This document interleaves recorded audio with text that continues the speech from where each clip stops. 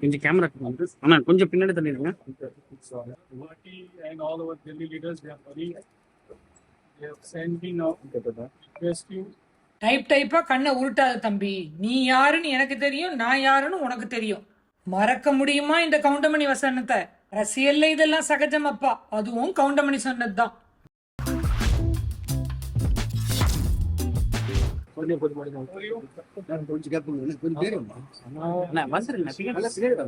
தமிழ்நாடு காங்கிரஸ் தலைவர் மட்டும் இல்லைங்க, திருவள்ளூர் எம்பி சசிகாந்த் செந்திலும் சாதாரணப்பட்ட ஆளா தெரியலைங்க. மத்திய அரசாங்கம் தமிழ்நாட்டு கல்விக்கு காசு கொடுக்கலன்னு சொல்லிதான் உண்ணாவிரதம் உட்கார்ந்தாரு.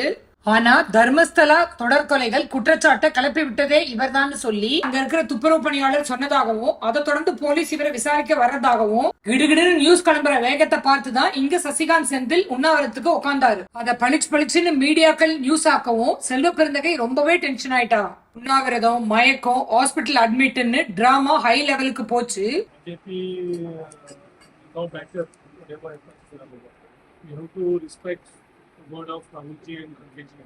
செல்வ பெருந்தகை மேல சில கம்ப்ளைண்ட்ஸ் டெல்லிக்கு போனதாகவும், அவரை தமிழ்நாடு காங்கிரஸ் தலைவர் பதவியிலிருந்து எடுத்துட்டு வேற ஒருவரை போட போறதாகவும் ஒரு வதந்தி ஒண்ணு கிளம்புச்சு. சசிகாந்த் செந்தில அந்த பதவிக்கு போடலான்னு ஒரு தகவல் இருக்கு.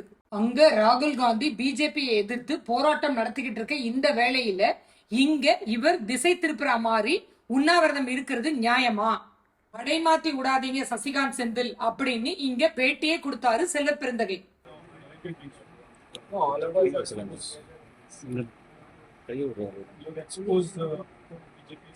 சசிகாந்த் செந்திலுக்கு டெல்லியில பலவிதமான இன்ஃப்ளூயன்ஸ் இருக்கு, அதுக்கு சில காரணங்களும் உண்டு அப்படின்னு சொல்றாங்க.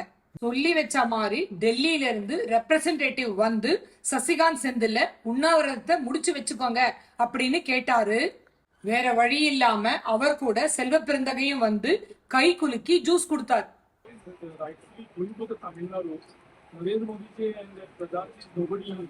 உள்ளுக்குள்ள எவ்வளவு கடுப்பு வச்சிருந்தாலும் சோகா வந்து கை குலுக்குறாரு பாருங்க செல்வ பெருந்தகை. அந்த ஒரு செகண்ட்ல சசிகாந்த் செந்திலும் செல்வ பெருந்தகையும் கண்ணையும் பாத்துக்கிற அந்த காட்சியை கொஞ்சம் கவனிங்களேன்.